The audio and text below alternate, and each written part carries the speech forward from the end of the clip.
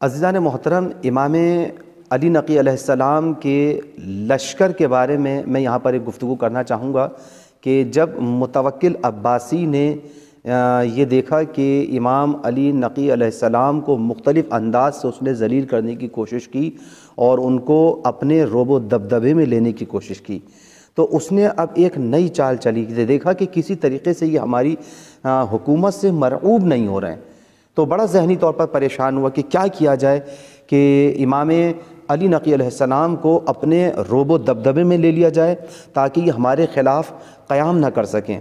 ہمارے خلاف لوگوں کو جمع نہ کر سکیں۔ تو بہت سوچ بچار کے بعد اس نتیجے پر پہنچا۔ البتہ میں یہاں پر آپ کو ایک بات بتاتا جاؤں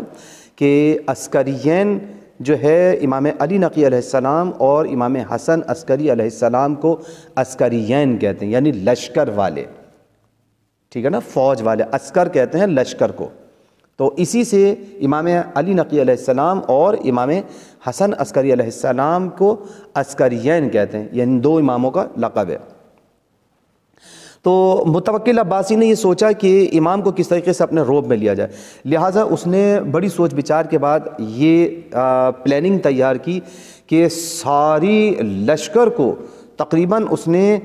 ہزاروں کی تعداد میں 1 لاکھ تک تاریخ میں لکھا ہے کہ 1 لاکھ تک کی فوج جمع کر کے صحرا کے اندر کھڑی کر دی، اور تا حد نگاہ اس کا لشکر جو ہے وہ نظر آ رہا تھا، گویا اس طریقے سے تھا۔ اور امام علیہ السلام کو پھر اس نے بلایا اور کہا کہ آئیے ہم آپ کو تھوڑا سا کچھ دکھانا چاہتے ہیں، گھمانا چاہتے ہیں، اور وہ اس طریقے سے بلند مقام پر ایک چھت پر لے گیا امام علی مقام علیہ السلام کو، اور جب لے جانے کے بعد اس نے اوپر چھت پر لے کر گیا اور کہا کہ ذرا اس طرف دیکھیے۔ جیسے ہی امام علیہ السلام نے نگاہ کی تو دیکھا کہ لشکر سامنے موجود ہے، اور وہ امام کا چہرہ دیکھنے لگا کہ شاید اب یہ رعب و دبدبے میں آ جائیں گے، شاید اب یہ پریشان ہوں گے دیکھ کر۔ لیکن عزیزان محترم، امام علیہ السلام کے چہرے مبارک پر ذرا سا بھی کوئی فرق محسوس نہیں ہوا، اور بڑے اطمینان کے ساتھ امام نے دیکھا، اور اس نے کہا کہ گویا وہ امام علیہ السلام کو یہ تاثر دے رہا تھا کہ اتنا بڑا لشکر ہے میرے پاس، اتنی بڑی فوج ہے، خبردار اگر آپ نے کسی بھی قسم کا کوئی قدم اٹھانے کی کوشش کی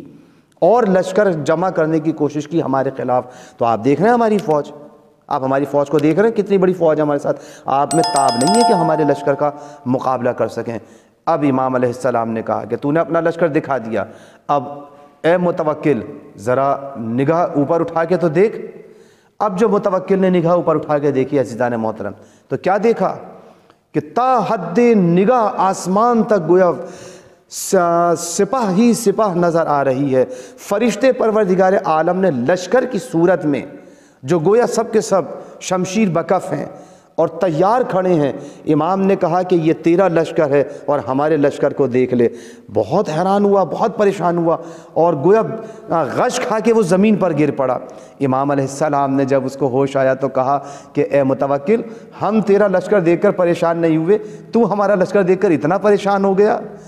جبکہ ہم تیرے اوپر حملہ کرنے کی تیاری بھی نہیں کرتے اور ہمارا کوئی اس طرح کا ارادہ بھی نہیں ہے۔ یہ پروردگار عالم نے دیکھ ہمیں کتنا بڑا اختیار دیا ہوا ہے، لیکن یاد رکھو کہ ہم نے کبھی سلاطین کے خلاف اپنے ان اختیارات کو استعمال نہیں کیا ہے۔ یہ تم ہو جو پروردگار عالم کے نمائندوں کے خلاف اپنے اختیارات کو، اپنی حکومت کو استعمال کرتے ہو، ہمارے چاہنے والوں کے خلاف استعمال کرتے ہو، لیکن ہم نے کبھی اس طرح کا کوئی کام انجام نہیں دیا۔ ہم پروردگار عالم کے دین کو بچانے کے لیے خود سختیاں اٹھاتے ہیں، زحمتیں برداشت کرتے ہیں، اس لیے کہ ہمیں پروردگار عالم کا دین بچانا ہے۔ ہم نے منطق اور دلیل کے ذریعے پروردگار عالم کے دین کو لوگوں تک پہنچایا ہے۔ بس عزیزان محترم، اسی وجہ سے امام حسن عسکری علیہ السلام کو، کیونکہ ان کے ساتھ بھی اس طرح کا واقعہ پیش آیا، اور امام علی نقی علیہ السلام کے ساتھ بھی یہ واقعہ پیش آیا کہ لشکر دکھایا گیا، تو امام علیہ السلام نے بھی اپنا لشکر جو پروردگار عالم کی طرف سے معین شدہ تھا وہ لشکر دکھلایا۔ اس لیے امام کو عسکریین کہتے ہیں، دونوں امام علیہ السلام کو۔ اور دوسری وجہ یہ بھی ہے کہ کیونکہ ان دونوں کو چھاونی میں رکھا گیا تھا، لشکر کے بیچ میں رکھا گیا تھا، اور اس وجہ سے بھی ان کو عسکریین کہتے ہیں۔